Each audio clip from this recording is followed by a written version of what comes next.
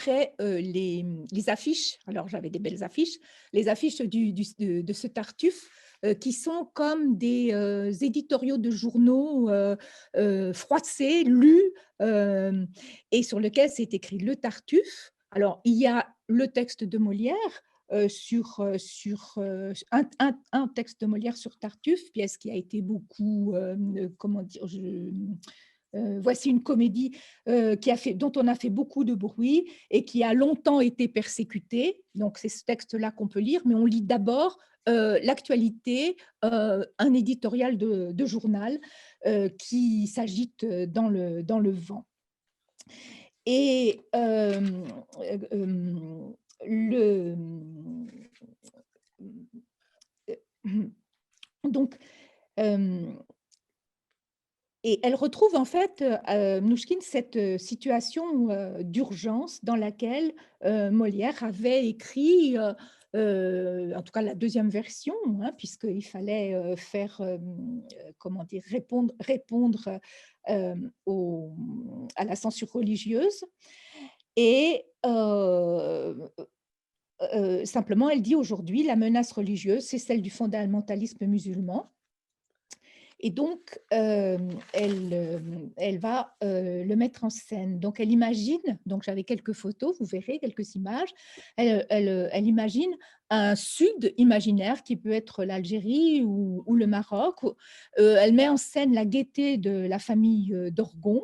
On voit arriver en fond de scène, derrière des grilles qui sont en fait la rambarde de la terrasse où la famille d'Orgon habite. Le PowerPoint avance tout doucement. On voit arriver un marchand de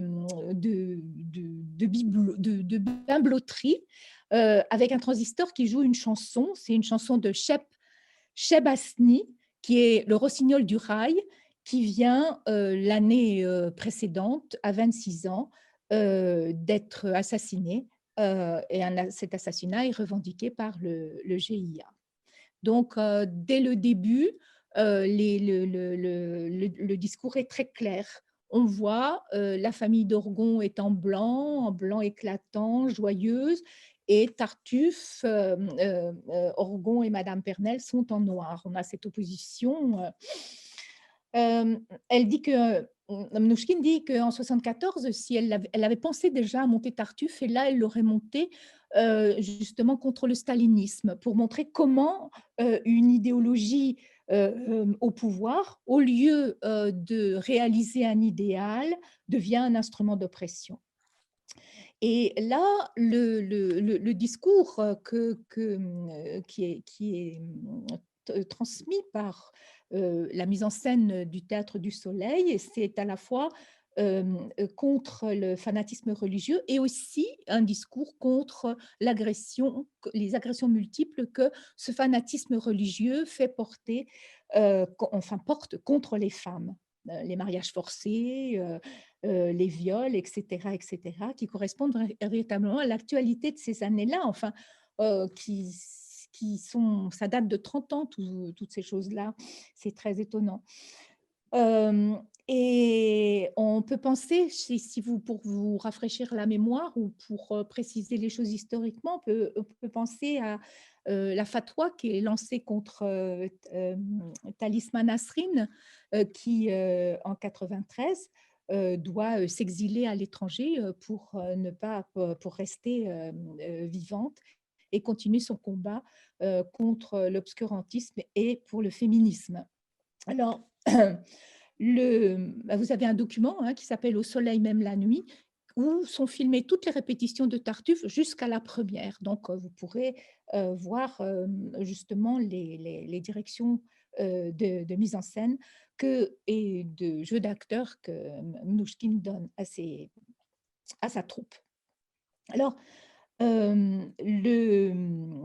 comment dire, voilà, on voit, il y a deux scènes en fait qui paraissent très fortes et c'est justement sur ce risque qui est pris dans cette mise en scène et sur le risque que le spectacle aussi fait ressentir aux spectateurs, puisque Lorsque Tartuffe entre à l'acte 3, il est précédé, il est entouré d'abord de 6 sbires en noir, comme lui. Il n'est pas tout seul, il est entouré de 6 sbires et il est précédé par une furieuse rumeur de rue qui scande des slogans fondamentalistes dont on a pris l'habitude aujourd'hui et qu'on retrouvera par la suite dans d'autres spectacles du Soleil. Et puis, cette autre image, c'est le Tartuffe, comment dire, non, c'est la fin plutôt, la fin, où on voit des policiers qui envahissent le théâtre. Alors, ce sont des policiers acteurs, hein, des policiers de jeu, mais qui ont vraiment toute l'allure de vrais policiers. Et ils n'entourent pas seulement la scène, ils entourent aussi la salle. Donc, c'est ça, je trouve, qui me semble qui est intéressant, c'est cette, comment dire?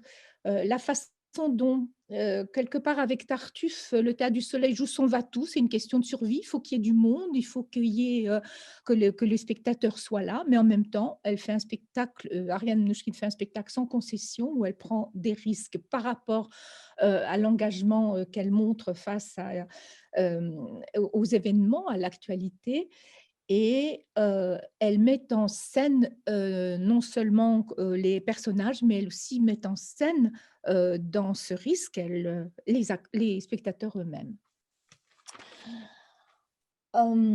Voilà.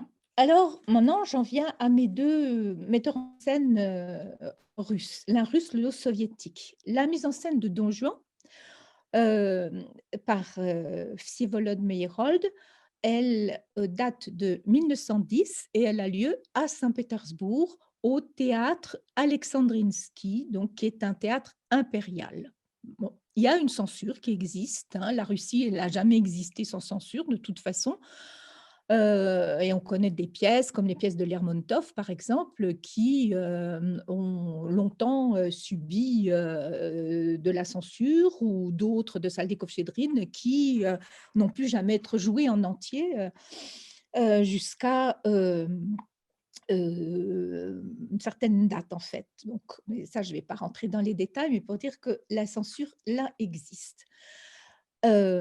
Et elle existe et l'époque soviétique va la, codifier. On dirait que quelque part, elle est plus, comment dire? Abstraite. Elle est autoritaire, elle est, c'est le pouvoir, de l'État, ou de l'éditeur qui représente l'État, qui agit. La censure soviétique, elle est codifiée et on verra un petit peu comment elle fonctionne. Elle est tentaculaire. Donc, Meyerhold, 2 mots sur lui.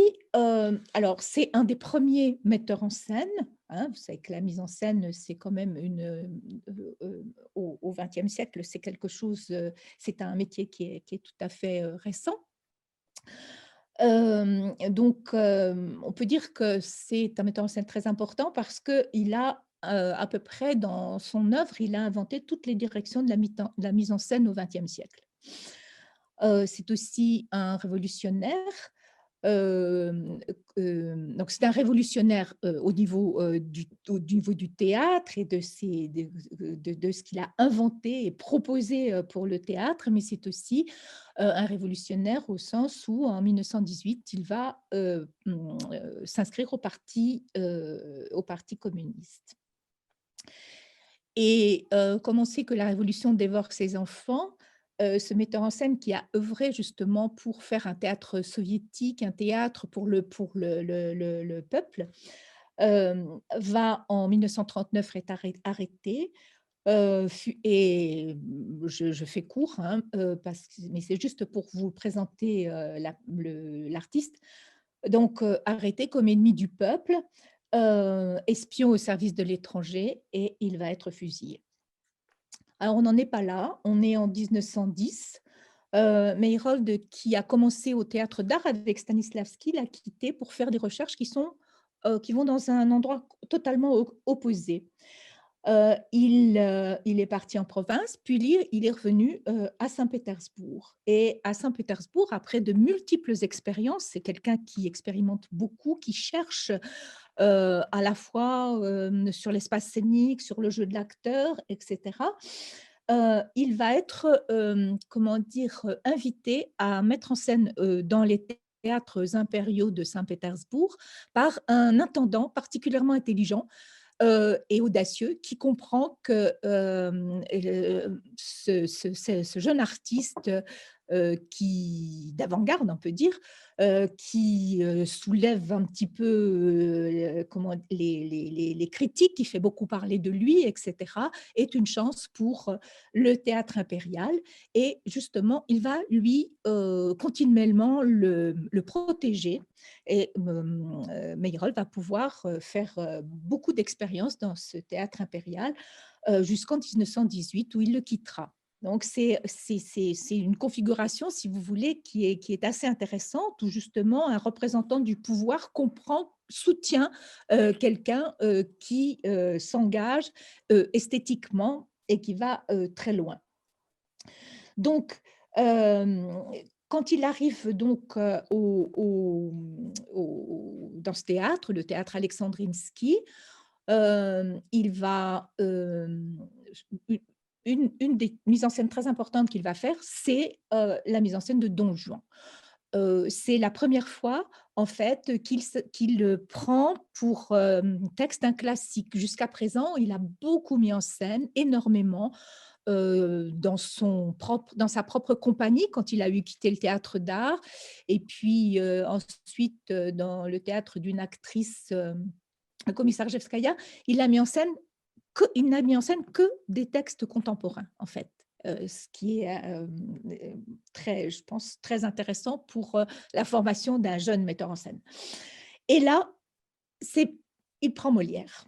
Alors, ce qui est intéressant, c'est qu'il va analyser la dramaturgie de Molière d'une façon très personnelle et, et justement, dans cette façon de l'analyser, il va comprendre le poids du pouvoir royal et le poids de la querelle de Tartuffe qui a pesé sur l'écriture de Don Juan.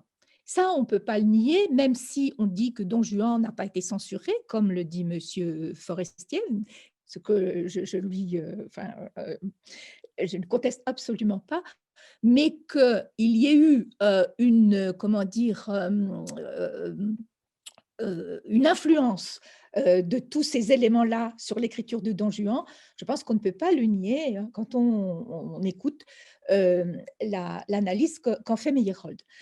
Bien sûr, on peut dire que la connaissance historique en 1910 n'était pas du tout celle qu'on avait en 1920. Donc, c'est avec ce qu'il a, avec les éléments qu'il a, et c'est quand même un érudit qui lit beaucoup, donc c'est avec ça qu'il analyse. Et il analyse aussi avec, comment dire, l'idée, enfin son idée d'expérimentateur, l'idée qu'il a de la théâtralité, de faire revenir la théâtralité au théâtre. C'est-à-dire que si on regarde un petit peu le paysage du théâtre russe à l'époque, il y a la grande révolution qui est faite par Stanislavski du théâtre naturaliste et psychologique. Et ce n'est pas du tout, bien qu'il ait été élève de Stanislavski et qu'il ait participé justement à toute l'aventure du théâtre, ce n'est pas du tout ça que Meyerhold veut faire. Il veut retrouver, lui, un théâtre théâtral, non pas un théâtre qui soit copie de la vie, mais un théâtre qui soit un théâtre théâtral. Donc, dans...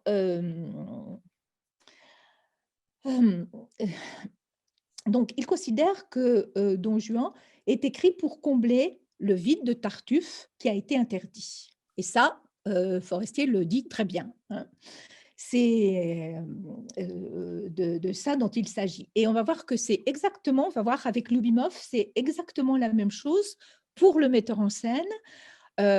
Lubimov, dans les années 60, prendra Tartuffe pour combler le vide d'un spectacle qui lui est totalement interdit par la censure soviétique. Alors, donc, euh, je ne reprends pas donc tout ce thème de cette censure inventée, de la censure post-mortem dont vous a parlé Forestier.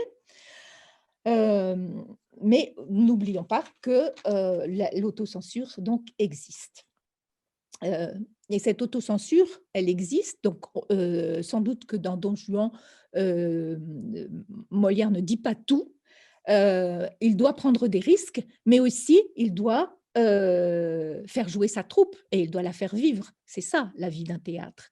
Comme pour Mnouchkine, qui prend Tartuffe, si vous voulez, pour renflouer quelque part les caisses du théâtre du Soleil, qui, après la ville parjure, sont vides et où la compagnie est au bord du gouffre.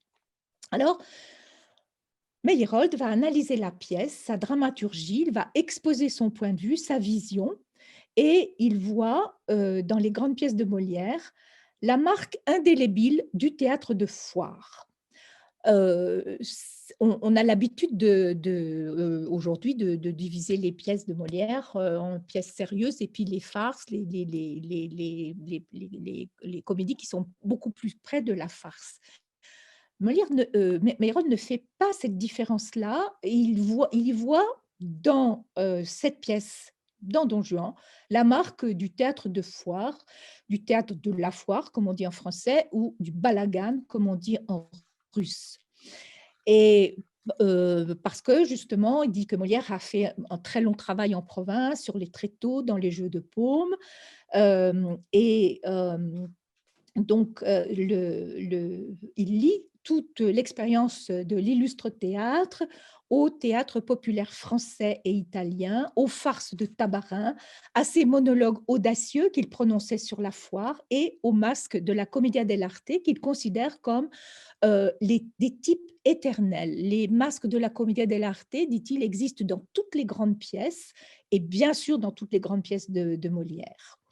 Et il lit aussi en étudiant la dramaturgie de Don Juan, il lit aussi cette pièce à un espace théâtral où il n'existe pas de frontière entre la scène et la salle, où il n'y a pas de quatrième mur.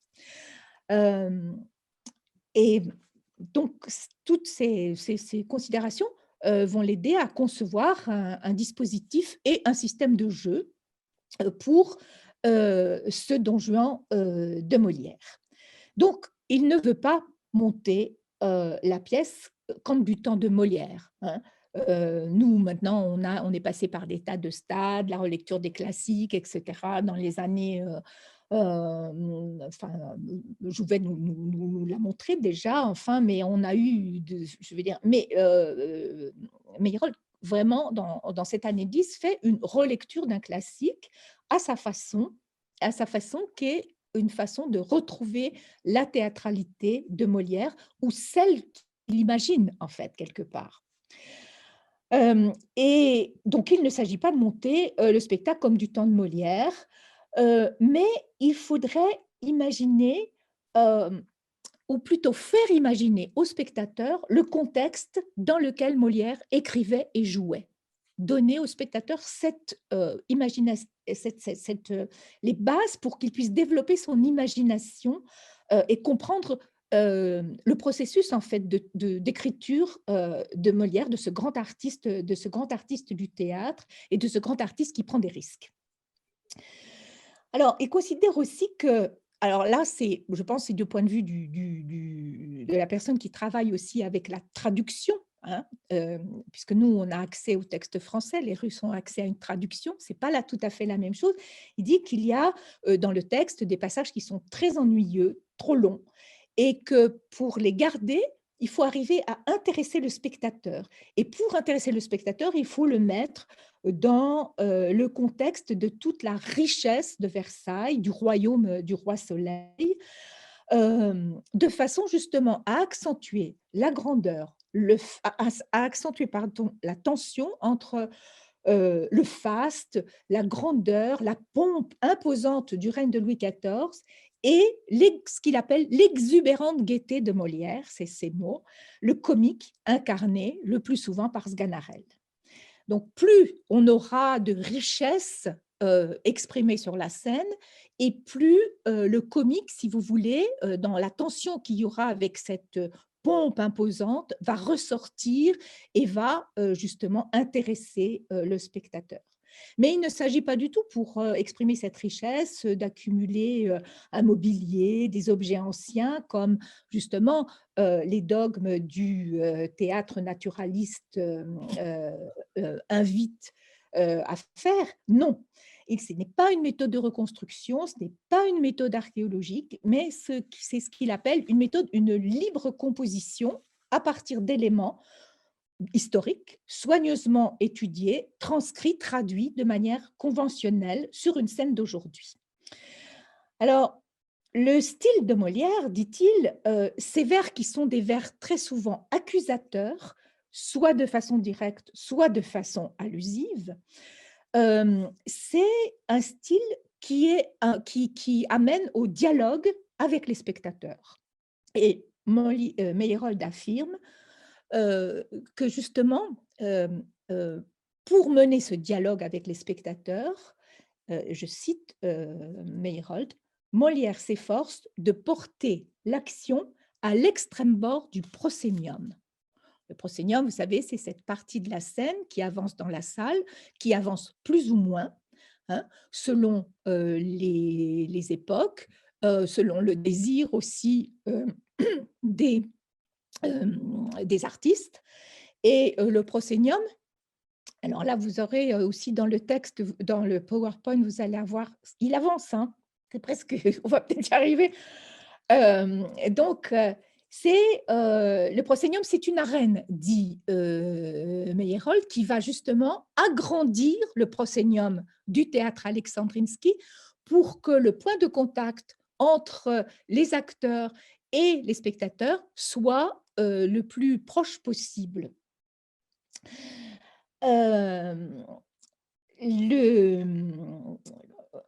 alors, donc on a d'une part cette idée qu'il faut montrer la richesse de Versailles parce que ça impose, parce que ça contraint euh, Molière. Et puis, il faut aussi créer un espace de communication avec le spectateur. Et toutes ces, si vous voulez, ces décisions, elles sont prises à l'étude de la pièce. Mais il faut ajouter que pour Meyerhold, il ne faut pas créer d'illusions, il ne faut pas de jeu psychologique. Euh, et donc, il va créer d'abord un dispositif. Alors, il faut dire qu'il est dans un théâtre impérial, que pour une fois, c'est la première fois de sa vie, il a beaucoup d'argent à sa disposition, donc pour créer le décor qu'il veut. Hein. Et il a pour compagnon un grand peintre qui s'appelle Golovin, qui est comment dire, le décorateur des théâtres impériaux, mais qui est aussi un peintre authentique. Ce n'est pas un brosseur de toile peinte. Donc, il va créer un dispositif qui, à tout moment, va dénoncer le spectacle. Les spectateurs sont là pour voir un spectacle, ils ne sont pas là pour voir une reproduction de la vie ou pour tout d'un coup être en totale empathie avec ce qui se passe sur la scène, s'oublier, comment dire, devenir les personnages qui sont présentés sur la scène. Ce n'est pas du tout cela qu'il cherche. Le spectateur ne doit pas oublier un instant qu'il est au théâtre et il doit développer par son imagination ce qui est proposé par le décor. Il va donc, Meyerhold va avoir en plus recours quand il fait cette analyse et il écrit, hein, c'est une analyse qu'il écrit dans un article qui est vraiment très bien conçu. C'est-à-dire, ce n'est pas seulement des bribes, il y a tout un raisonnement, si vous voulez. Ce n'est pas seulement des flashs comme ça, c'est un raisonnement. Et il relie aussi cette théâtralité qu'il recherche à la théâtralité de l'Asie. C'est, un moment, aussi important parce que c'est un des premiers justement à vouloir, comment dire? Intégrer, des procédés, des théâtres asiatiques, en particulier du kabuki japonais, qu'il ne connaît pas véritablement, qu'il ne connaît que par ses lectures, que par les estampes, que par, sa culture, si vous voulez. Il n'a jamais été au Japon et il n'a encore jamais vu de théâtre kabuki. Donc là aussi, il dit qu'au Japon, la communication entre les spectateurs et les acteurs, est très proche. On voit tout très bien. Rien des mimiques des acteurs ou de leurs mouvements n'échappe, aux spectateurs et c'est cela qu'il faut trouver comme, ce que, les comédiens de foire, pouvaient le trouver, sur les tréteaux.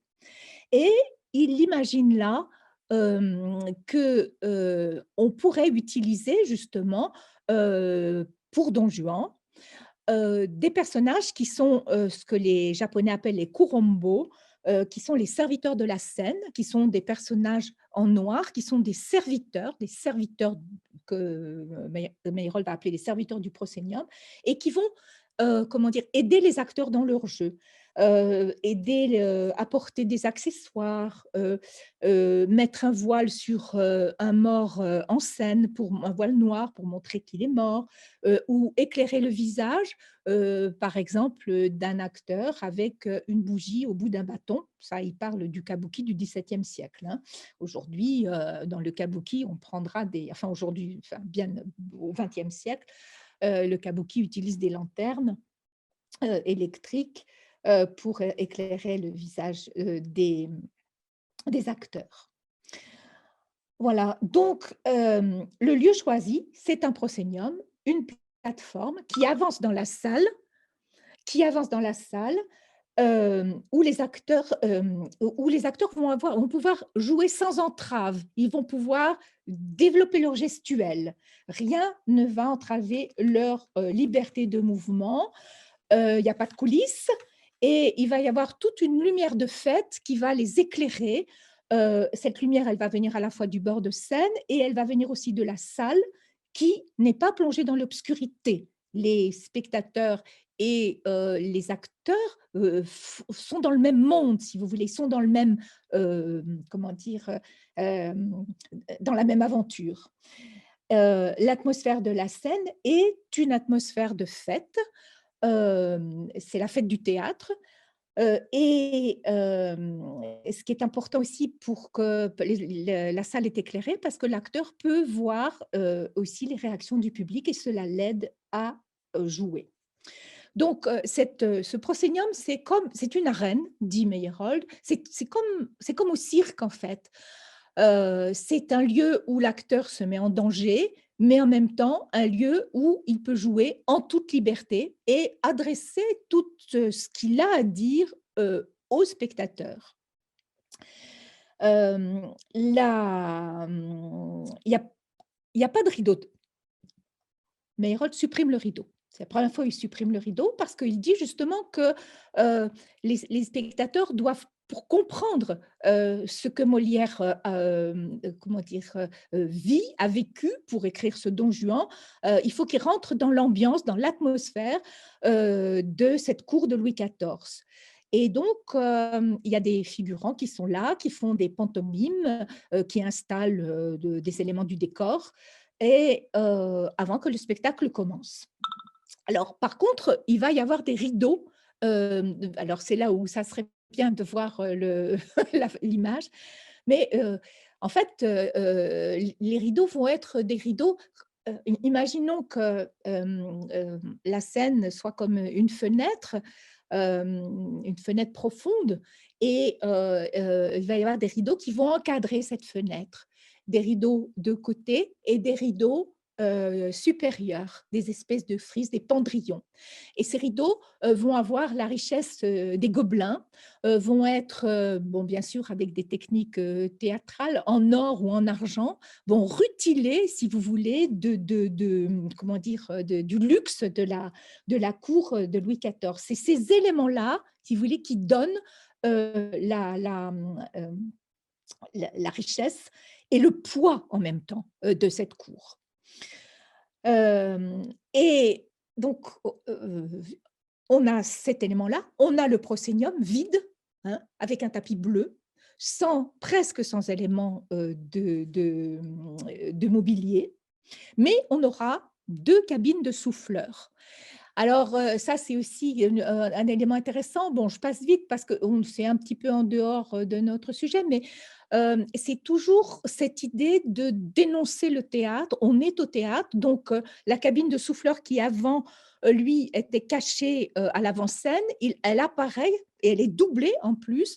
Elle apparaît, comment dire, dans les rideaux, dans les magnifiques rideaux conçus par Golovin et qui encadrent la scène dont on peut dire qu'elle fait image déjà aujourd'hui, à cette époque. Et on voit à l'entrée, comment dire, à l'entrée, tout au début du spectacle, 2 personnages avec, un habit vert et un gros in quarto, sous le bras qui entrent et qui se dirigent vers les cabines de souffleurs, qui ont une petite fenêtre et on verra, les souffleurs souffler, on les verra faire. Donc, on voit très bien qu'on est au théâtre puisque, le souffleur à l'époque, c'était un élément très important, justement, du théâtre. Le Alors, dernier élément, c'est, il faut indiquer le lieu de l'action. Vous vous rappelez, c'est bon, Don Juan, c'est 5 actes, c'est, un spectacle à machine, il y a des changements de décor. Là, c'est pas des changements de décor, c'est des changements de panneaux peints au fond des rideaux, si vous voulez, au fond de la fenêtre profonde que représente la scène, si vous voulez, avec devant le proscenium qui est libre. Eh bien, Golovin glisse pour les 5 actes des panneaux différents qui ne sont pas des toiles peintes, mais qui sont vraiment des toiles d'artistes et qui représentent chaque lieu des 5 actes.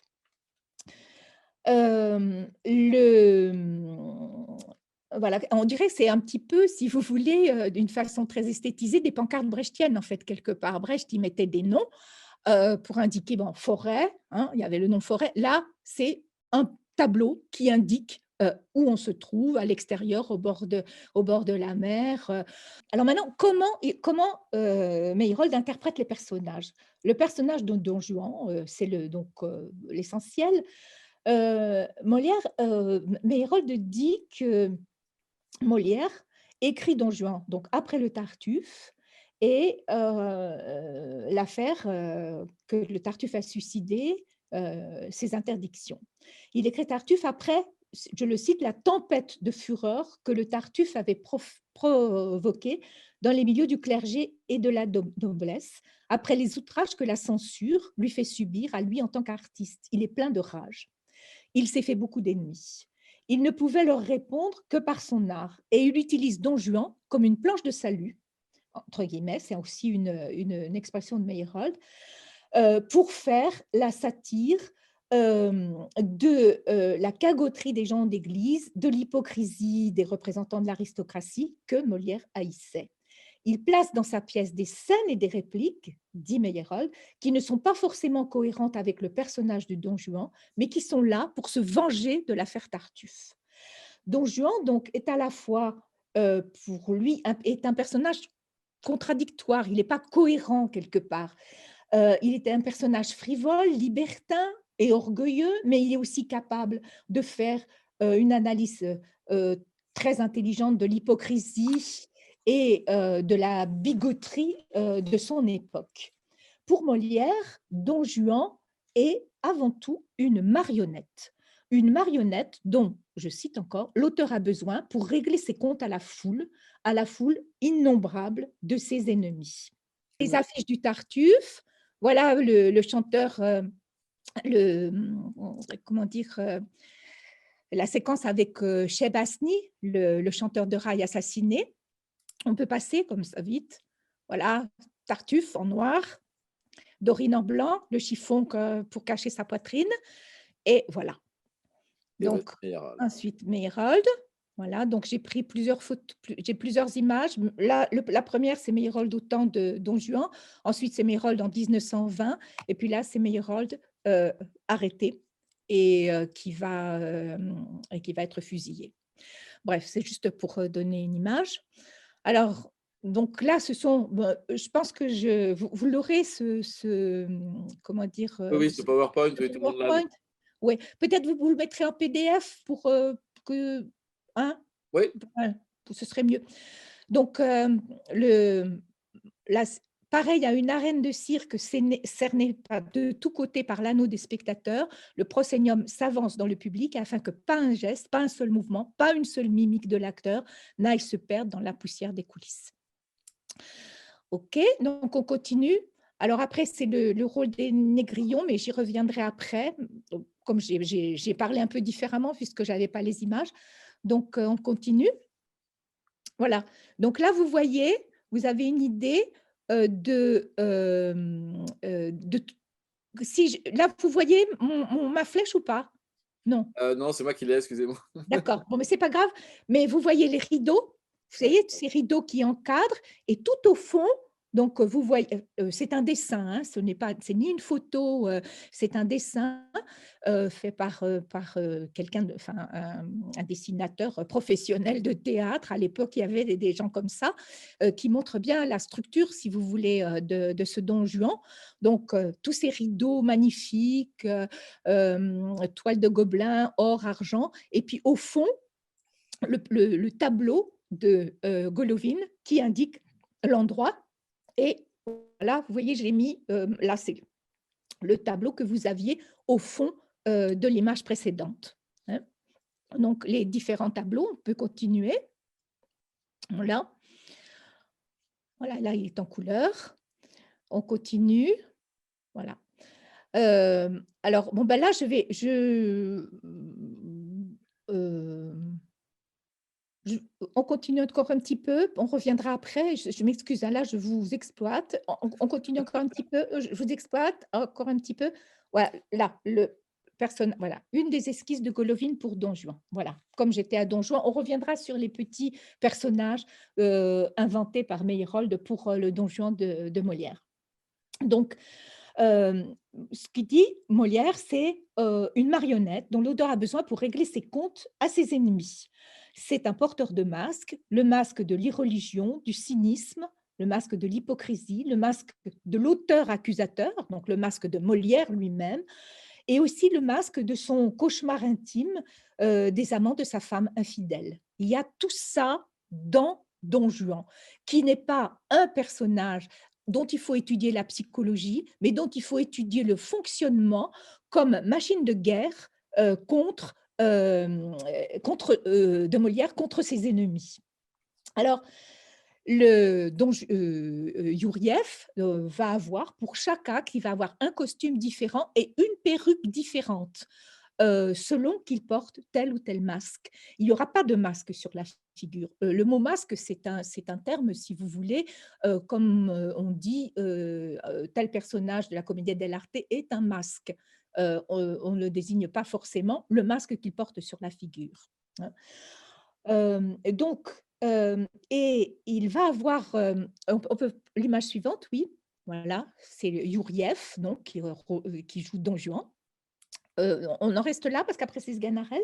Donc, encore une fois, et Youriev va avoir un jeu dansant.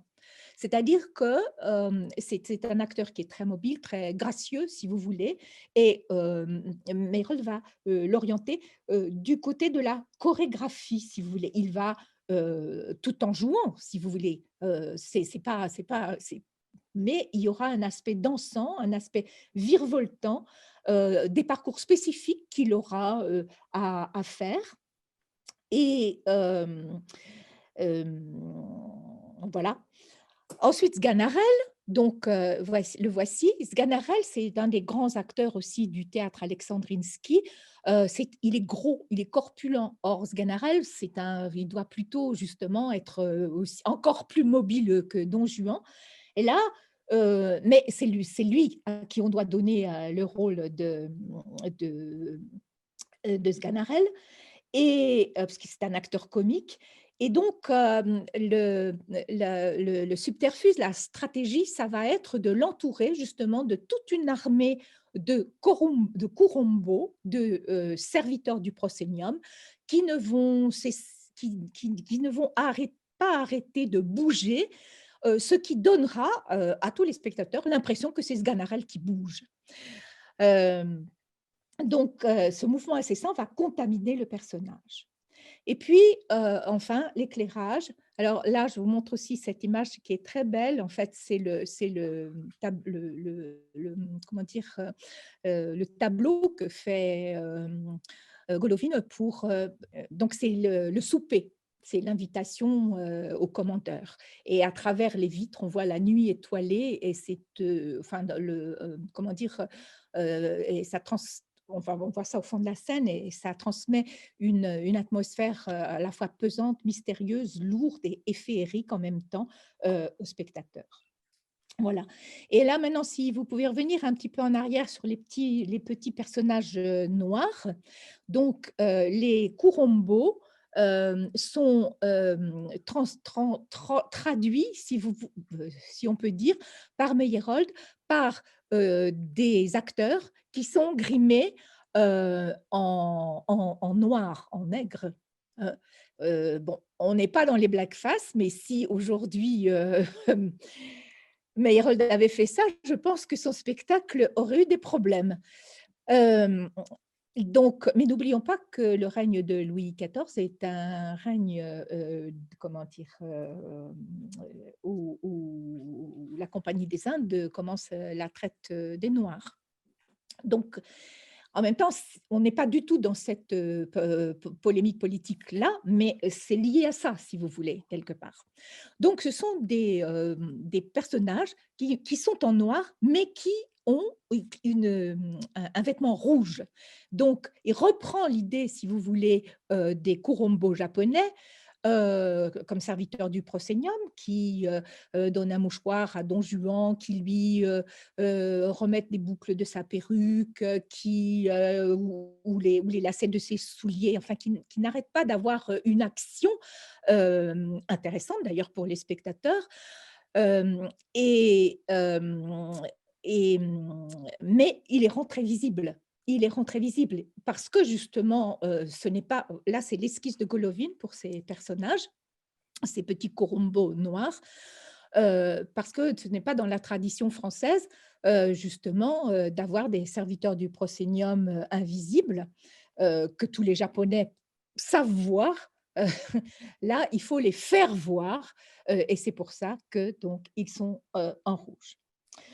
Alors, on imagine aussi ce mouvement incessant de ces personnages. On imagine les magnifiques costumes créés par Golovin, les tableaux.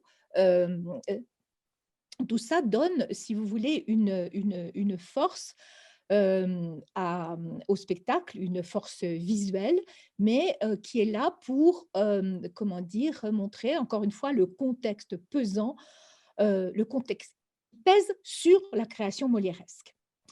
Donc, et quelque part, le contexte de la censure, quelque part, si on peut dire.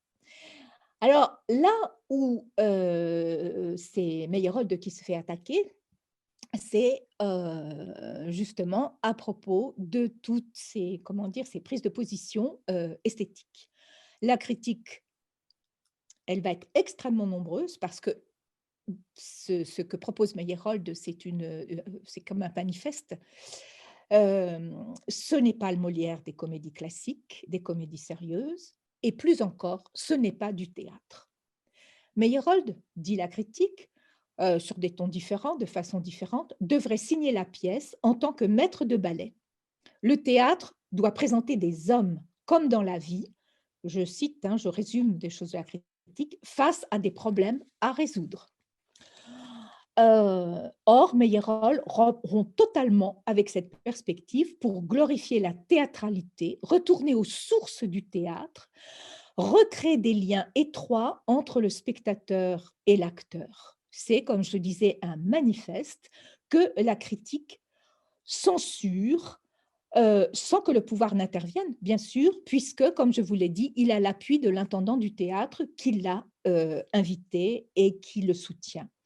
Mais la critique censure, on peut dire, son spectacle pour son incongruité esthétique, pour l'offense qu'il fait au théâtre. C'est du ballet ou bien c'est du théâtre de foire qui n'a rien à faire sur la scène d'un grand théâtre impérial. C'est du ballet, c'est du théâtre de foire, oh, peut-être avec des beaux costumes, mais c'est du tréteau.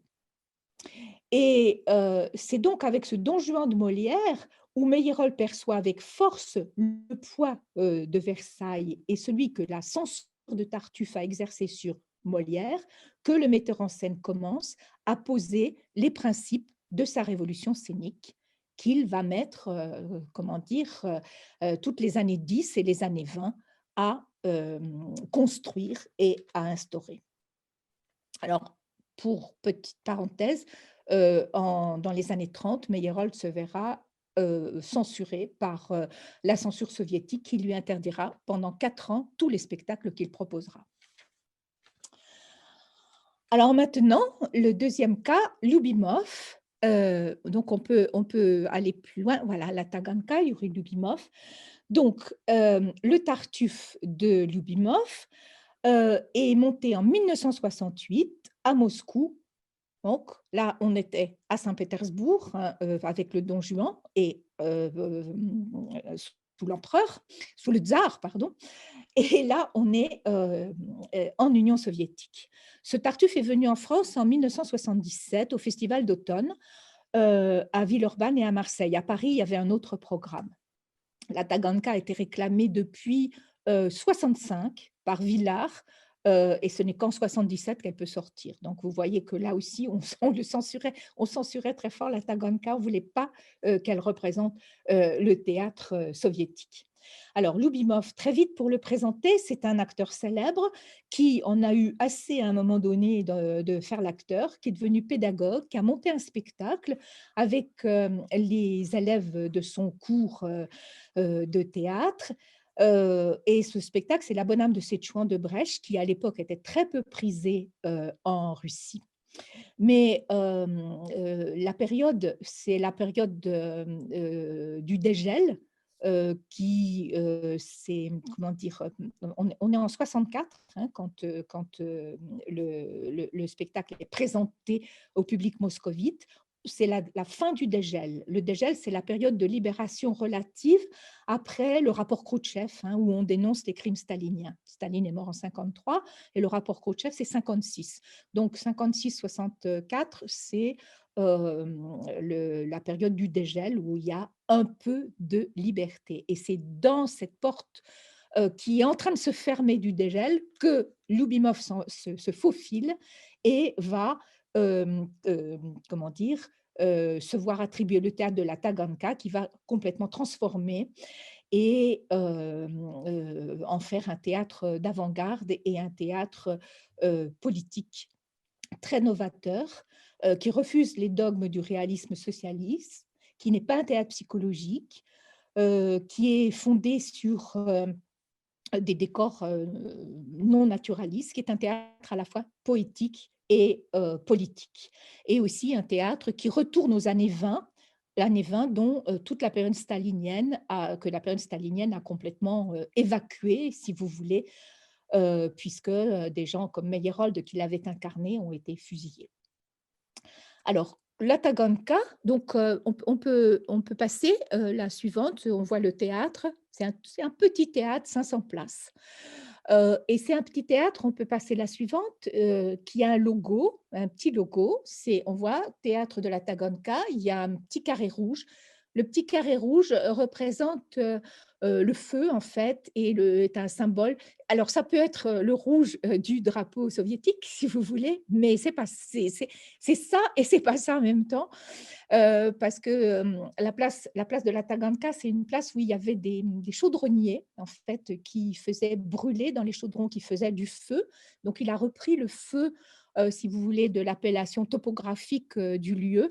Et en même temps, c'est le feu du théâtre, c'est le feu de la poésie, c'est le feu de la résistance. En fait, petit à petit, c'est cela que ce logo va avoir, va prendre comme sens. Alors, il est soumis, comme tous les autres, théâtres, soviétiques, à la censure. Donc la censure soviétique, c'est un organisme particulier, qui existe au sein du ministère de la Culture et qui existe aussi au parti, à tous les niveaux du parti. Donc là, je ne vais pas vous le commenter parce que ça irait très loin, mais c'est tous les gens qui peuvent intervenir, si vous voulez, dans le processus de censure. Donc, il y en a beaucoup et il y a 2 niveaux de censure aussi. Il y a la censure du texte. Le texte doit obtenir le lit, c'est-à-dire l'autorisation d'être joué. Et ensuite, il y a la censure de la mise en scène. Les gens du comité de censure, bon, qui sont variés, qui peuvent changer si jamais la mise en scène doit passer plusieurs censures, plusieurs étapes de censure. Les gens peuvent changer. Donc, le groupe de censeurs peut demander des changements, peut demander des suppressions, peut interdire d'emblée ou interdire une fois que le spectacle a été joué un petit peu, en fonction des réactions du public, en fonction de ce que le spectacle devient avec la présence du public. Donc, il y a toutes sortes d'étapes différentes. On peut, alors il y avait quelque chose que je voulais vous montrer. Si on peut revenir un tout petit peu en arrière, que Alors, je crois que c'est la photo oui, à la photo, celle-là?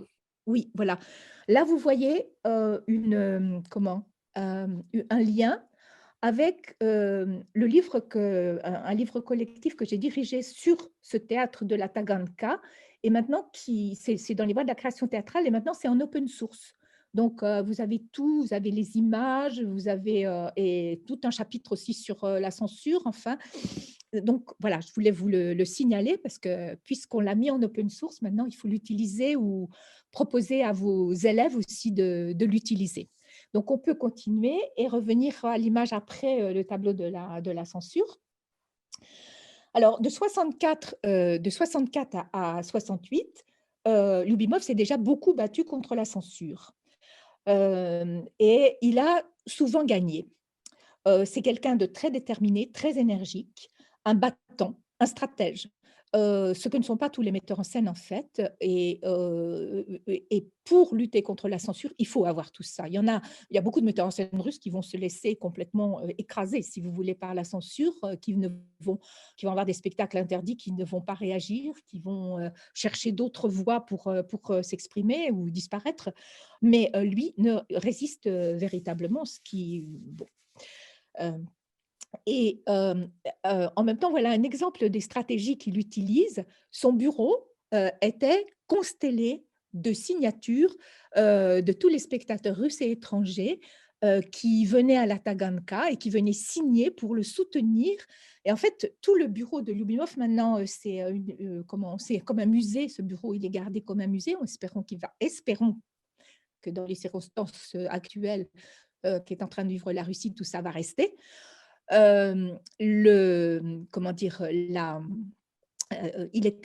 c'était sur les murs de son bureau, il y avait la matérialisation, si vous voulez, des spectateurs qui le soutenaient, parce que ce théâtre était un théâtre connu dans la Russie tout entière. On venait de toute la Russie pour entendre un discours qui n'était pas justement le discours de la langue de bois. Donc voilà. Et, mais en 68, le dégel est bien terminé.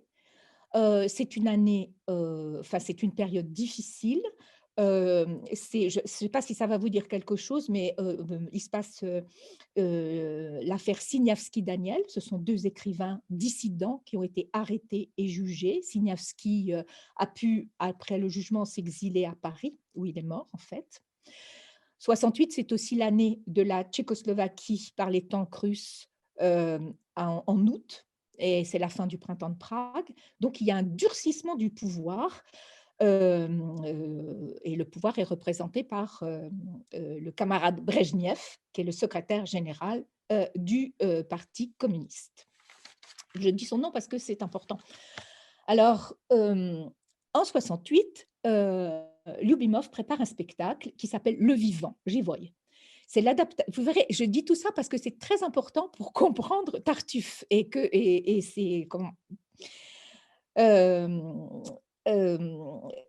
Le Vivant, c'est une adaptation d'une pièce de d'un roman de Boris Mojaïev, qui est l'histoire d'un paysan soviétique qui crève de faim avec ses 5 enfants et qui, dans toute sa naïveté, va demander des comptes, va demander pourquoi ça se passe comme ça aux différents niveaux de la bureaucratie rurale soviétique. Et il est vivant parce que justement, il continue à lutter, il se pose des questions, il veut qu'on résoudre la situation de lui, de ses enfants et des autres. Moi, je sais que en 68, j'étais à Moscou, j'ai pu assister aux répétitions à ce moment-là. J'étais stagiaire dans ce théâtre. Et c'était des moments. Et Jean Vilar aussi, d'ailleurs, est venu. Mais lui, on ne l'a pas autorisé à assister aux répétitions parce que, mais il était très intéressé par Vilar, par ce que faisait Lyubimov. Donc, le texte va obtenir le lit, mais la mise en scène va obtenir une interdiction totale. C'est vraiment l'interdiction totale immédiate, c'est la plus forte punition de la censure. Il n'y a pas d'accommodement possible. Et ce qui est, enfin, il faut le dire, que c'était un spectacle extrêmement courageux, puisque jusqu'à, comment dire, l'exil de Lyubimov en 1980, après qu'on lui ait interdit de nouveau 3 spectacles, euh, le vivant est tous les ans interdit. Tous les ans, Lyubimov le représente à la censure, tous les ans, c'est interdit. Donc, ça touchait vraiment des choses que le pouvoir soviétique ne voulait pas voir étalées au grand jour. Alors, après cette interdiction, c'est après cette interdiction que Lyubimov choisit de monter le Tartuffe. La censure manque d'arguments pour interdire un grand classique français. Bon, ça serait vraiment impossible, un scandale, sans doute un scandale international, parce que ce théâtre-là commence à être très connu à l'étranger. Il faut dire que quand même, l'art soviétique a toute une histoire avec Molière. Mikhail Bulgakov en particulier a écrit le roman de Monsieur de Molière, qui a été censuré par son éditeur qui représentait l'État, bien sûr. C'est-à-dire que l'éditeur lui a dit, il faut recommencer, il faut réécrire ci, il faut réécrire ça, et Bulgakov a dit, pas question.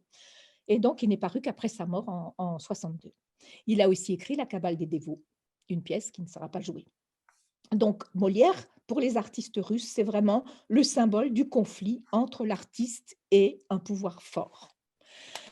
Et en montant dans l'idée que Lyubimov se fait de son spectacle, il a l'intention d'introduire dans le spectacle les problèmes que Molière a affronté avec le Tartuffe et qui font écho à ce qu'il vient de vivre pour le vivant et dont son public est tout à fait au courant. On sait qu'il y a eu un spectacle interdit. Donc, sur la scène de la Tatanka, l'histoire de Tartuffe concerne les 5 ans de lutte que Molière a monté pour obtenir l'autorisation de jouer Tartuffe. Et cette histoire va croiser celle de Lyubimov à Moscou en 68 avec une pertinence absolue. Alors, on va passer, parce que j'ai encore un petit peu de temps, encore une dizaine de minutes. Oui, oui, oui. Oui. Donc, il va d'abord remanier le texte, il va faire des coupures. En particulier, il va couper un petit peu dans les répliques de Cléante, par la tirade sur les vrais et les faux dévots. Et il va injecter dans le jeu du comédien une critique de son personnage. Par exemple, Cléante, il ne termine pas toujours ses répliques, il s'embrouille un peu dedans. Euh, Ensuite, il va ajouter à la traduction russe, hein, on est toujours dans la question de la traduction, c'est l'affiche. Hein. Vous voyez l'affiche de Tartuffe avec toujours ce petit logo qui sera sur tous les programmes, toutes les affiches et tous les programmes de la Taganka. Alors là, j'ai beaucoup de textes, donc on va aller à l'image, on va aller sur l'image, là, voilà. Donc, il va ajouter à la traduction des répliques en français. Alors, les acteurs entrent sur scène en hurlant «Le théâtre est une fête» et en présentant aux spectateurs leurs personnages, en s'adressant directement aux spectateurs. «Salut camarades, moi je suis Cléante, je suis une personne très intellectuelle», par exemple. C'est-à-dire qu'il crée un jeu distancié, si vous voulez, un peu à la Meyerhold ou à la Brecht. D'ailleurs, là, ce serait tout un débat sur Meyerhold et Brecht. Mais Elmire, par exemple, va dire à Tartuffe, quand il avance un peu trop les mains, «pas touche», il va le dire en français. Donc là, c'est, comment dire, mais le public de la Taganka est un public très particulier, justement, qui est vivant, qui réagit, et ceux qui savent traduisent pour ceux qui ne savent pas. Elmire, donc qui dit Patouche à Tartuffe, on la verra tout à l'heure, elle a les cheveux très courts, c'est une femme d'aujourd'hui.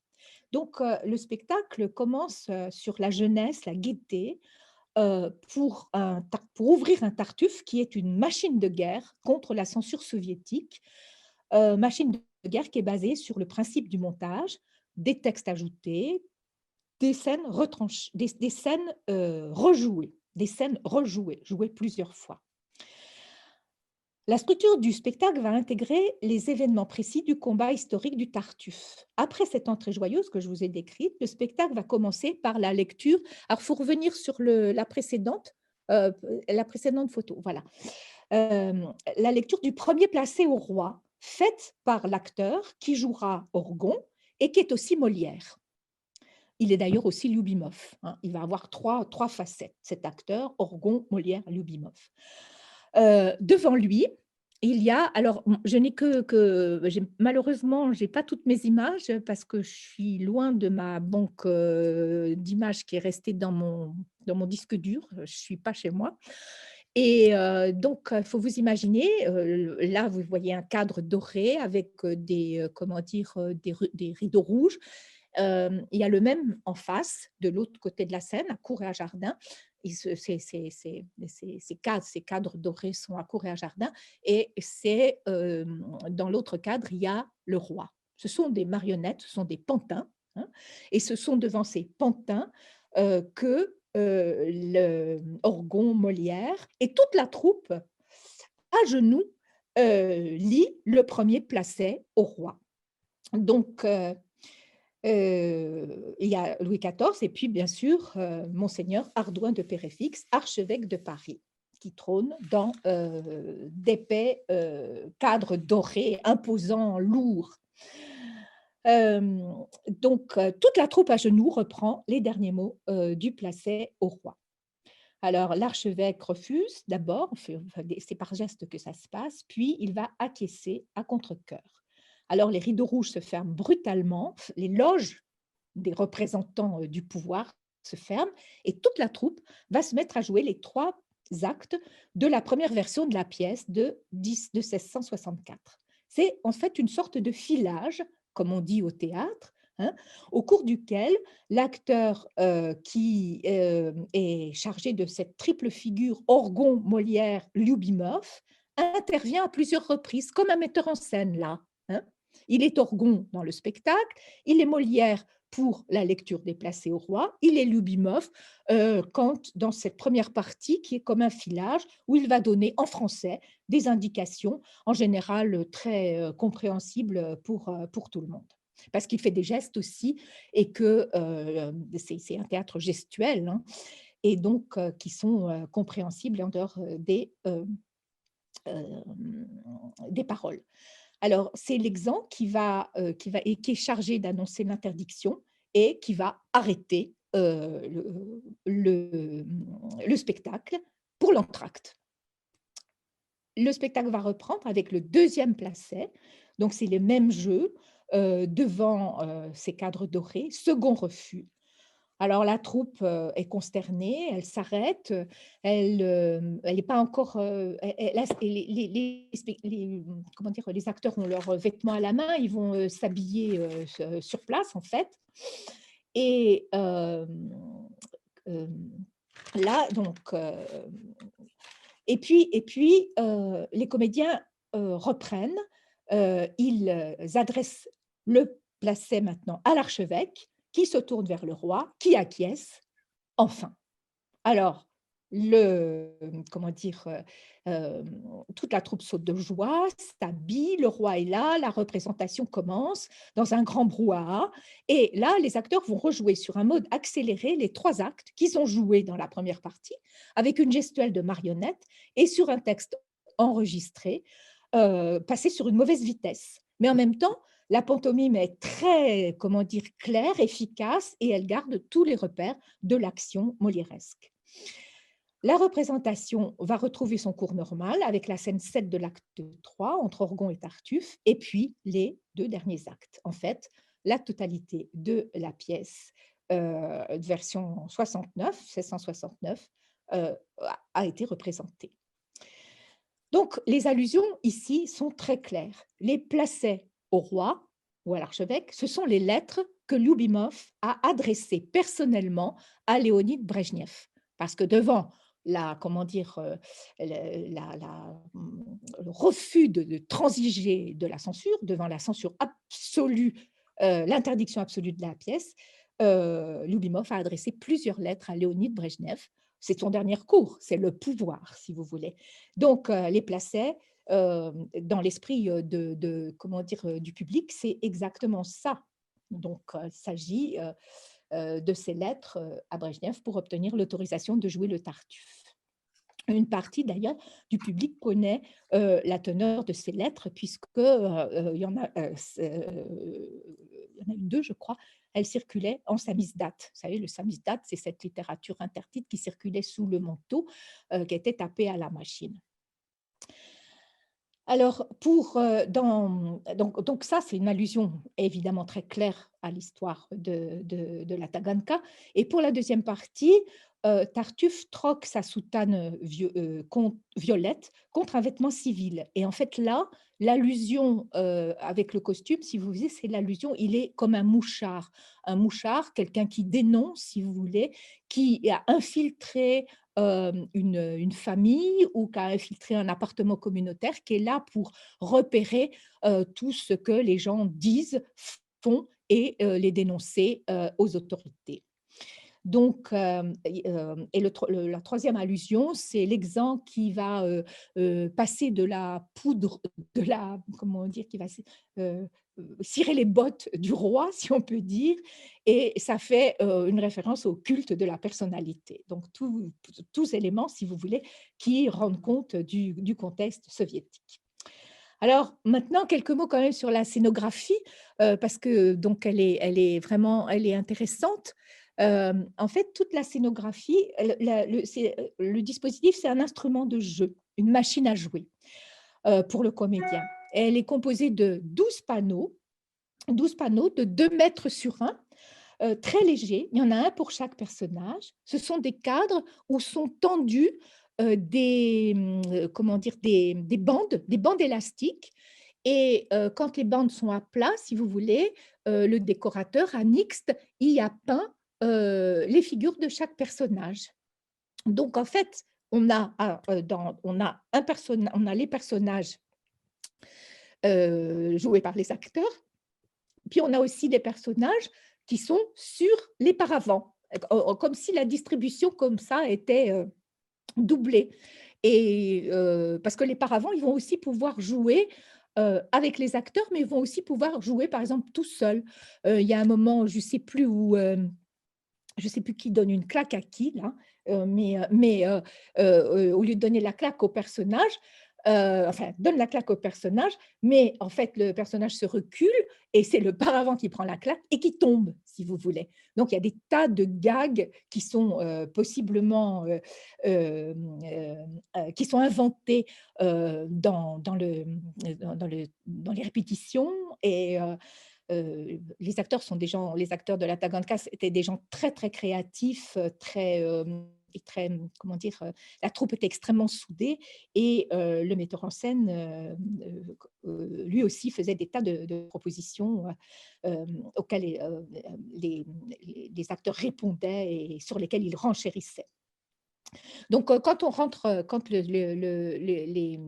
les spectateurs entrent, ils voient les 12 panneaux avec les 12 personnages et puis ils voient aussi les lourds, comment dire? Les lourds, cadres dorés avec, les tentures rouges là qui vont ou derrière lesquelles les marionnettes du roi et de Ardouin de Pérévix peuvent se cacher, se dissimuler et on a à la fois, comment dire?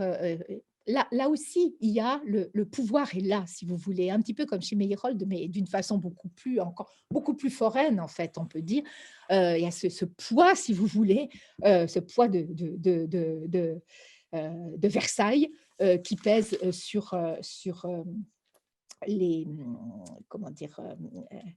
Sur les personnages et sur, n'oublions pas, Orgon qui est aussi, Molière et Lubimov. Voilà. Alors, maintenant on va, regarder les panneaux, hem, à travers ces panneaux, on regarde de nouveau un petit peu au-dessus. Voilà, là, on voit que, les acteurs peuvent soit, être présents en chair et en os devant les panneaux, soit ils sont derrière les panneaux et ils peuvent passer une main, 2 mains, ils peuvent passer la tête, ils peuvent passer une jambe, donc on joue sur les gros plans si vous voulez et et puis le panneau le panneau peut jouer tout seul. Donc il y a énormément de possibilités de jeu, mais ce que ça permet que, si vous voulez, les acteurs sont tout le temps en scène, ça permet de faire arriver, Tartuffe un petit peu avant. Ça permet aussi aux personnages, à tous les personnages d'assister tous avec leur tête ou leur museau, si vous voulez, qui passe à travers, les fentes des lamelles de tissu plastique, si vous voulez. Ils observent l'arrivée de Tartuffe, tout le monde est là et ça permet aussi comment dire? À montrer une chose qui est une chose qui se passe beaucoup, en Union soviétique, qui est, écouter aux portes. On écoute beaucoup aux portes, hein. On écoute aux portes, pour dénoncer, mais là, c'est pas forcément pour dénoncer, mais c'est comment dire? Cette attitude-là, que, Lubimov et ses acteurs mettent en scène pour la dénoncer, justement. Alors, donc les panneaux, ils sont debout, mais aussi on peut les prendre, sous le bras, et on peut les coucher comme ici et ça devient une table. Ça, vous avez donc, la scène, Tartuffe avec, Elmire, Orgon et il est pas sous la table, il est derrière les paravents en fait, si vous voulez, hein. Voilà, voilà. Donc là, vous voyez comment, les acteurs peuvent jouer et voilà, ça c'est Orgon. Orgon, Molière, alors là, maintenant, si on peut revenir parce que j'avais écrit mon texte, je l'avais pas je l'avais, j'ai des problèmes d'imprimante, donc un petit peu avant pour, terminer. Hem, un petit peu avant. C'est juste pour donner d'autres exemples. Donc les acteurs sont toujours en scène, et comment dire? Ah oui, voilà, par exemple, si Tartuffe, est absent en chair, pour, les 2 premiers actes, il est présent par son image. Donc il est déjà là, si vous voulez, et elle est fortement éclairée parce que l'éclairage, comment dire? Les projecteurs, éclairent, certains personnages, plus que d'autres, et quand on parle de Tartuffe, on éclaire l'image de Tartuffe. Donc, c'est désamorce un petit peu, l'arrivée du héros retardé. On en fait autre chose, hein, mais qui est très dénonciateur. Si vous avez vu Comment j'en fis rencontre, c'est là où on éclaire, aussi comment dire? C'est la phrase d'Orgon, où on éclaire l'image, sur le panneau, de Tartuffe. Alors: «Il sera votre époux», dit Orgon, à sa fille. Les bras de Tartuffe sortent de son paravent, enlacent Marianne et l'entraînent derrière les bandes, d'où seule dépasse la tête effrayée de la jeune fille, hein. Donc des tas de jeux, de scènes possibles, et il y en a vraiment des tonnes, à chaque réplique. Alors, dans ce non-respect des didascalies, le non-respect de la didascalie, c'est-à-dire l'arrivée retardée de Tartuffe, la présence constante, de la famille développe les thèmes de la peur et du contrôle, très soviétiques. La famille est sous la surveillance de Tartuffe et de ses acolytes, mais inquiète, elle surveille les faits et gestes d'Orgon, le despote éclairé. Donc on voit tout le mécanisme, si vous voulez, qui par ce dispositif extrêmement simple est mis à nu. Voilà. Et l'autre chose, je vous l'ai dit. Alors on peut passer, je pense, non, c'est le dernier texte plutôt, le dernier petit texte. Voilà. Donc c'est dans le contexte historique précis, celui de l'ici et maintenant de 1968, qu'il faut comprendre le travail de Loubimov avec ses comédiens et évaluer la somme de courage artistique et politique du metteur en scène qui monte le Tartuffe en redécouvrant l'héritage des années 20 soviétiques enfouies par le stalinisme et qui ne craint pas de souligner d'abord les relations entre l'artiste et le pouvoir. Cette interprétation, qui est aussi une vision, conserve au texte de Molière toute sa virulence, malgré une attitude irrévérencieuse à l'égard de la lettre du texte. Mais encore une fois, on a affaire à une traduction. Je trouve que c'est toujours important de le souligner parce qu'on n'a jamais, quand on a affaire à des mises en scène étrangères, on n'a jamais ce réflexe-là pour le possible non-respect total du texte. Et il est donc il reste fidèle, à Molière, et ceci d'autant plus que la pièce est de toute façon, inséparable de son histoire. Le Tartuffe est inséparable de la querelle du Tartuffe. Et dans sa gaieté, dans sa légèreté, ce Tartuffe est, je disais, comme le paravent derrière lequel se laisse clairement deviner la situation dramatique que vit alors la Taganka après l'interdiction d'un de ses spectacles manifestes, Le Vivant. Situation, dramatique. Pourquoi? Parce que, c'est un spectacle, auquel, comment dire? Loubimov tient beaucoup, auquel, il s'identifie. Le vivant, c'est lui aussi, c'est lui, dans son combat contre la censure, et quelque part, c'est aussi, Molière, dans ses combats et dans les risques, qu'il prend. Et pour finir, je dirais que, comment dire? En fait, pour montrer l'obstination de ce metteur en scène qui tient tête à la censure et qui, pour répondre à une interdiction, leur colle, devant le nez, le combat de Molière face à Louis XIV. Et bien,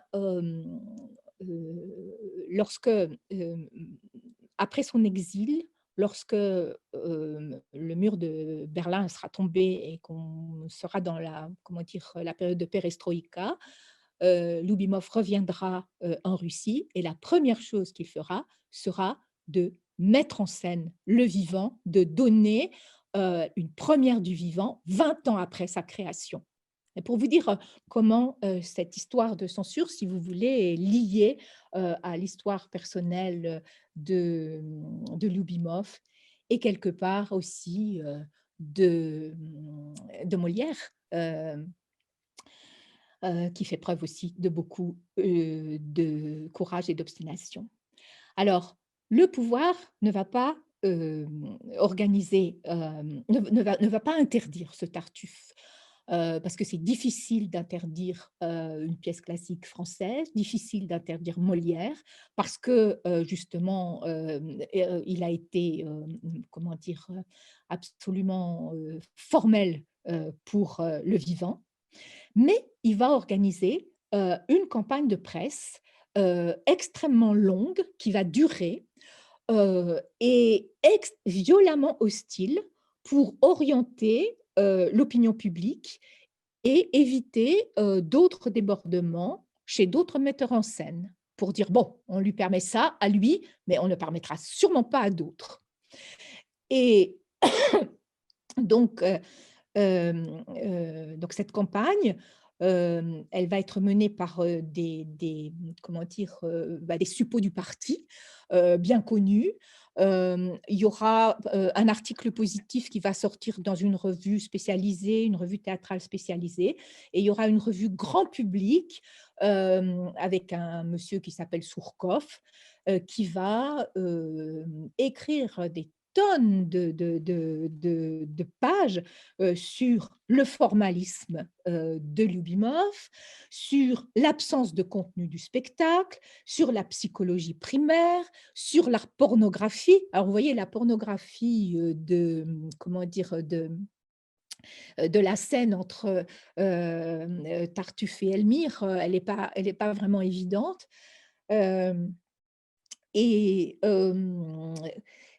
on lui oppose des mises en scène sérieuses parce que Molière est un auteur sérieux, des mises en scène de Stanislavski, de Villard, de Planchon même, qui, comment dire, euh, elles sont remarquables.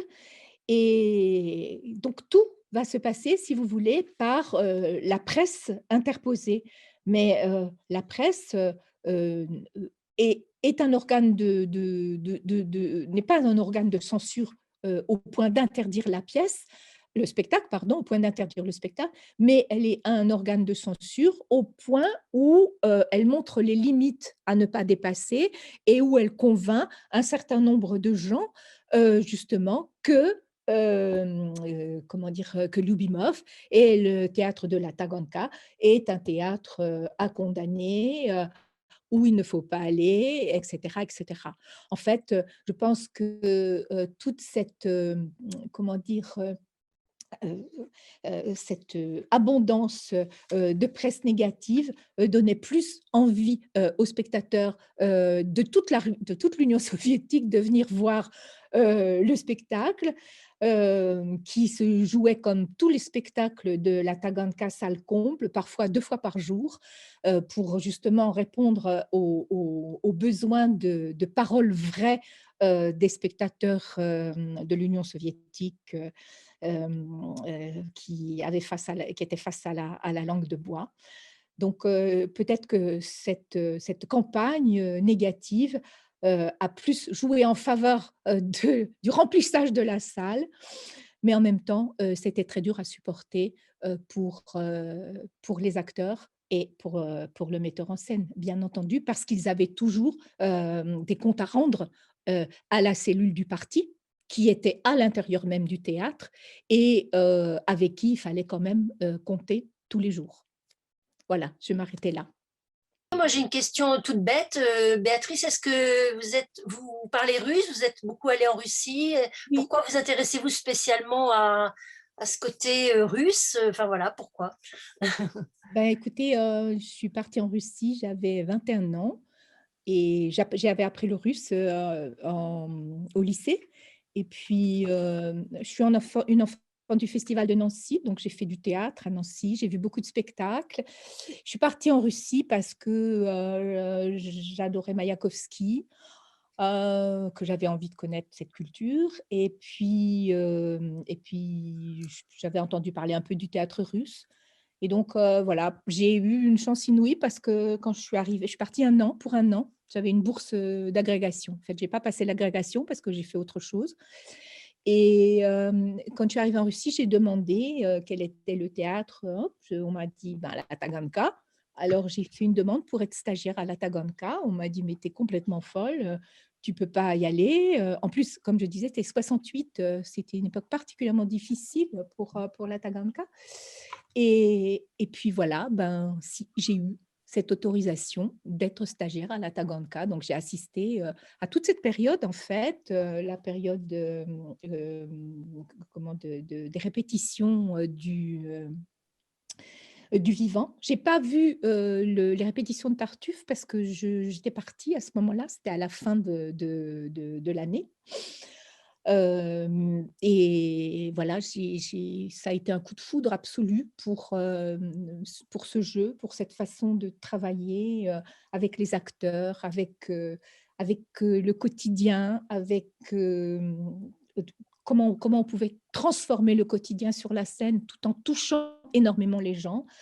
Et je peux vous dire une chose sur ce théâtre de la Taganka, pourquoi j'en ai fait un livre après aussi, parce que je pense que c'est un des rares endroits où j'ai compris qu'un théâtre pouvait être nécessaire. C'est la grande question, le théâtre, la culture essentielle, le théâtre essentiel, etc. Bien sûr que la culture est essentielle, hein, mais un théâtre nécessaire comme l'était pendant les années 60-70, la Taganka, j'en ai pas vu beaucoup. Les gens m'ont dit, quand j'ai fait le livre, ce théâtre-là, on en avait besoin comme on avait besoin de pain. C'est vraiment des phrases que j'ai entendues, que j'ai citées dans le livre, parce que c'est énorme, si vous voulez. Mais c'est justement parce que c'était un théâtre qui avait quelque chose à dire et qui le disait contre. Alors, on ne va pas faire l'apologie de la censure, hein, loin de là, mais qui trouvait les moyens de lutter contre la censure, en fait. Et alors, il y avait des moyens très drôles, hein, parce que puisqu'on parle de censure, il y avait pour les petites choses, il y avait une technique qu'ils appelaient les chiens blancs. Les chiens blancs, c'était des choses qu'on mettait pour la censure, c'est-à-dire quelque chose d'énorme dont la censure dirait ça, on n'en veut pas, il faut le supprimer. Et ça permettait de faire passer autre chose que la censure n'avait pas vu. Enfin, voilà, c'était ces stratégies-là. Enfin, c'est plutôt drôle, si vous voulez, parce que Oui. ce combat, il est plutôt, enfin, c'était un combat qui nécessitait une énergie fantastique de la troupe et du metteur en scène, et qui parfois le rendait malade d'ailleurs. Mais ce théâtre-là était véritablement exceptionnel, si vous voulez. Et donc, ça m'a donné très envie de continuer à travailler sur le théâtre russe et puis sur le théâtre en général, sur le pouvoir du théâtre, sur le public de théâtre, comment un public justement peut soutenir son théâtre, le défendre quelque part par la façon dont il est, comment dire, présent, dont il réagit. Alors, lorsque, par exemple, Loubimov a monté Le Maître et Marguerite de Bulgakov, qui a longtemps été interdit, le manuscrit a longtemps été interdit de Bulgakov, quand il a réussi à le faire passer, il y avait une phrase qui est dite dans Le Maître et Marguerite, qui est « Les manuscrits ne brûlent pas ». Ben, là, j'ai vu à une des représentations, je suppose que c'était beaucoup de représentations, toute la salle se levait. Les manuscrits ne brûlent pas, la salle se lève. Bon, c'est des choses formidables, si vous voulez, qui, bon, pour quelqu'un de jeune, qui vous marque et qui vous disent, faut aller plus loin, il faut... c'est aussi quelque chose à transmettre, si vous voulez. Cette fonction que le théâtre peut avoir. Et je me souviens que quand on a fait la sortie du livre, je ne sais pas si vous connaissez le metteur en scène Peter Sellars. Peter Sellars, a été très, très marqué par la Taganka, enfin, il a été à Moscou au moment où Loubimov avait quitté, parce que justement, on lui interdisait tout. Là, il n'y avait même plus de possibilité. On lui avait interdit 3 spectacles. Et donc, il était parti, il avait immigré. Et toute enfin, il allait chaque soir à la Taganka et il voyait que le public était en ébullition, protestait véritablement contre ce qui s'était passé. Enfin, un public vivant, c'est formidable, un public vivant. C'est-à-dire pas seulement un public qui applaudit mécaniquement, mais un public qui réagit. Pour moi, ça a été une grande leçon, en fait, de voir ces publics russes. C'était un petit peu dans d'autres théâtres, je pouvais les retrouver aussi, mais jamais avec autant de force qu'à la Taganka. Voilà, je réponds, je suis très longue à vous répondre là-dessus. Si. Il y avait une remarque aussi de Dorian. Je ne sais pas si Dorian veut prendre la parole, mais autrement, je peux la lire. Elle a l'impression d'une filiation très forte entre Meyerhold et Ostermayer. En particulier par... Alors, écoutez, Ostermayer, il a, comment ça, quand il était à l'école, à Ernst Buschschule, donc dans son école de théâtre, il a travaillé la biomécanique avec un professeur de biomécanique venu de Russie. Et la biomécanique, c'est une approche du jeu de l'acteur que Meyerhold avait mis au point dans les années 20. Donc, voilà, là, il y a une rencontre directe, si vous voulez. Mais je pense que chez Ostermayer, il y a ça, mais il y a d'autres aussi, il y a d'autres influences. Mais en fait, il connaît, il connaît l'œuvre de Meyerhold. Il a pratiqué en tant qu'acteur la biomécanique et il considère que c'est utile aussi la biomécanique pour le metteur en scène. Pour mettre en scène, les techniques de biomécanique sont applicables et à l'acteur et au metteur en scène. Donc oui, il y a quelque chose qui le relie directement. Elle disait aussi, parce qu'elle avait cité la biomécanique, mais elle disait aussi que l'autre point commun, c'était le fait d'être hué dans son propre pays, finalement, par Oui, mais c'est peut-être le rôle souvent de... enfin, il n'est pas hué quand même. Il n'est pas hué. Si, Dorian? Ouais, il est hué par les critiques dont il n'arrête pas de se plaindre dans les 2 livres d'entretien, Oui, là, à la fois Backstage et celui avec Georges Banu, où il dit qu'en fait, oui. la critique allemande est tellement dévouée, vous m'entendez? Ouais, Oui, oui, je vous entends. est tellement dévouée au théâtre post-dramatique que lui, Oui. il passe son temps à être complètement laminé. Oui. Ah oui, oui.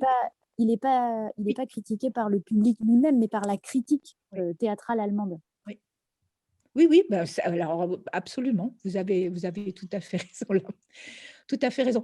Mais si vous voulez, là, l'histoire avec Don Juan, c'est une histoire ponctuelle parce qu'il y a d'autres moments où la critique l'accepte beaucoup plus.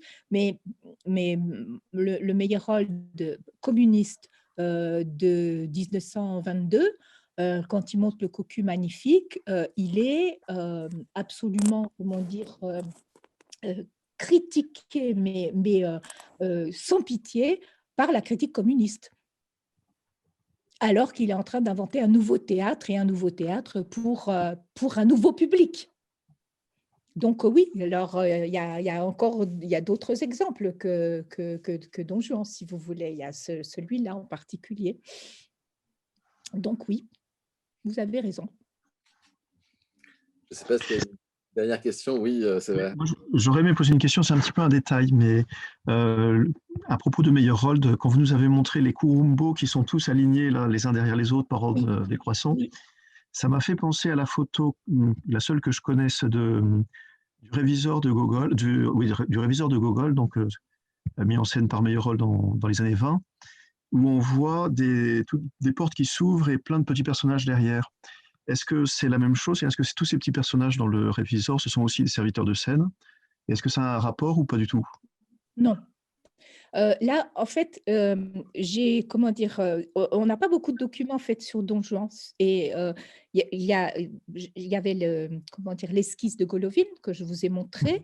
Et puis après, il y a cette photo Mais c'est une photo, c'est pas une photo de scène, c'est une photo de photographe, si vous voulez. Et donc, comme ils ont des tailles différentes, bah, ils les enfin, c'est une photo un peu humoristique, en fait. Et en plus, dans la mise en scène, il y avait les petits, des petits, il y avait comment dire, il y avait des enfants, et puis il y avait enfin, ils avaient des tailles différentes, mais des petites tailles. Puis il y avait deux grands nègres qui étaient nègres, des blackface, hein, on va dire le mot, puisque c'est ça qu'on dit aujourd'hui, qui étaient là pour diriger la troupe. Mais donc, ce sont des serviteurs du proscenium. On ne peut pas dire des figurants, parce qu'ils ont vraiment un emploi, ils ont des tâches à faire, et des tâches à faire pendant tout le spectacle. Donc, alors que dans la photo que je pense, à laquelle vous pensez, du révisor de Meyerhold de 1926, derrière, c'est la photo qui fait que les personnages paraissent tout petits, et le rapport avec les portes, mais c'est la scène des pots de vin, je pense. On voit, enfin, chez Gogol, les fonctionnaires viennent chercher des pots de vin les uns après les autres, vous savez. Et Meyerhold, il en fait une scène collective, en fait. C'est-à-dire qu'ils apparaissent tous ensemble aux portes qu'ils ouvrent ensemble. Donc, il fait une métaphore absolument incroyable de la Russie corrompue, aujourd'hui, avec justement le combat de Navalny contre la corruption en Russie. Je veux dire que cette image-là, elle est très appropriée, donc c'est très bien que vous m'y fassiez penser, mais ça n'a rien à voir avec les petits serviteurs de scène au visage noirci de Don Juan. Et alors, j'avais une deuxième question, mais c'est peut-être un sujet beaucoup plus vaste cette fois-ci. Est-ce que vous pourriez nous donner, voilà, quelques éclairages sur le rapport entre Brecht et Meyerhold? Alors là, c'est un sujet en soi, hein. Mais on a la nuit devant nous, si vous voulez. Hein, j'ai pas compris ce que vous disiez, Philippe. On peut avoir la nuit devant nous, hein, je peux vous enregistrer, il n'y a pas de souci. Ah oui, d'accord. Non, mais non, parce que, comment dire, Est-ce que l'affiliation se fait uniquement par Piscator ou est-ce qu'elle se fait plus directement? elle se fait par Tretiakov. Tretiakov est un collaborateur de Meyerhold qui a travaillé avec Meyerhold pour plusieurs spectacles, qui a écrit des pièces pour lui et qui est ami de Brecht.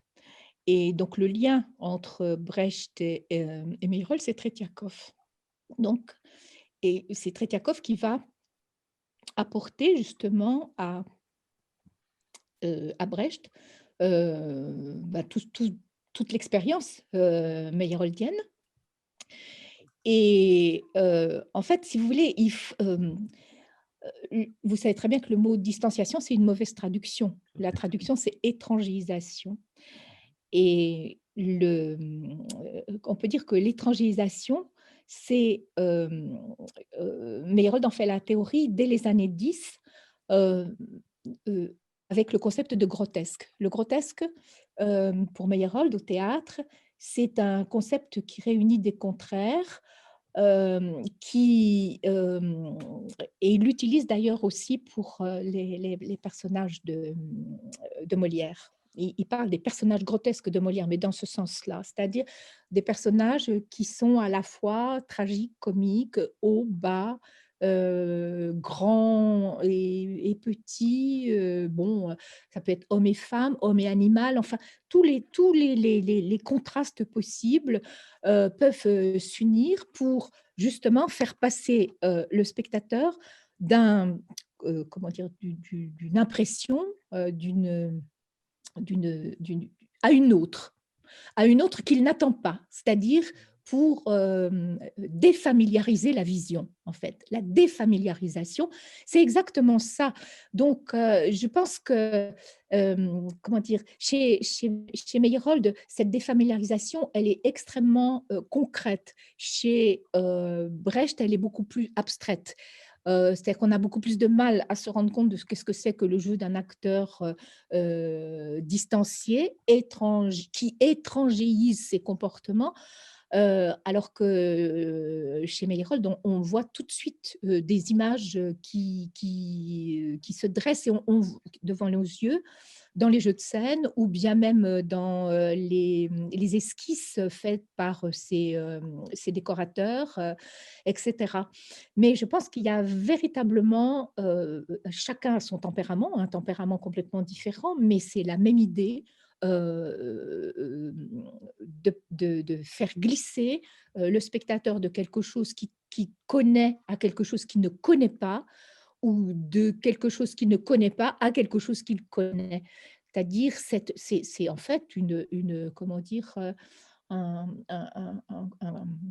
moyen, une technique pour faire comprendre des choses de façon extrêmement concrète, tout simplement, pour les faire comprendre, mais pour les faire comprendre d'une façon, comment dire, pas seulement par la tête, par le corps et par les sensations, par la vision, par le corps, par les sensations. Et je pense que chez Brecht, c'est d'abord par la tête et que, bon, après peut-être par le reste, et chez Meyerhold, le contraire. Voilà. Mais il y a vraiment comment dire, il y a eu un passage, je dirais, entre Meyerhold et Brecht par Tretiakov. Et c'est fort dommage que Meyerhold n'ait jamais monté Brecht, en fait. J'ai retrouvé dans ses archives je crois que c'est Têtes rondes et Têtes pointues. J'ai retrouvé cette pièce qui était dans ses archives et j'ai jamais compris. On ne sait pas trop pourquoi. Est-ce qu'il avait l'intention de la monter? Je ne sais pas. Donc, mais ça aurait pu se faire, ça aurait été vraiment intéressant, je crois. Voilà ce que je peux vous dire rapidement. Alors, je ne sais pas, je pense que moi, ça me paraissait rentrer dans l'histoire de Molière parce que ça me touche beaucoup que Molière, comment dire, ait été, que ce soit autour de Molière, que ce soit cristallisé des grands spectacles. Et puis que Molière soit devenu comme ça une figure pour les artistes russes, pour imprimer leur identité, pour faire preuve de courage et de témérité par rapport à la presse, par rapport au pouvoir, par rapport à cette langue de bois, en fait, en ce qui concerne Lyubimov. Voilà.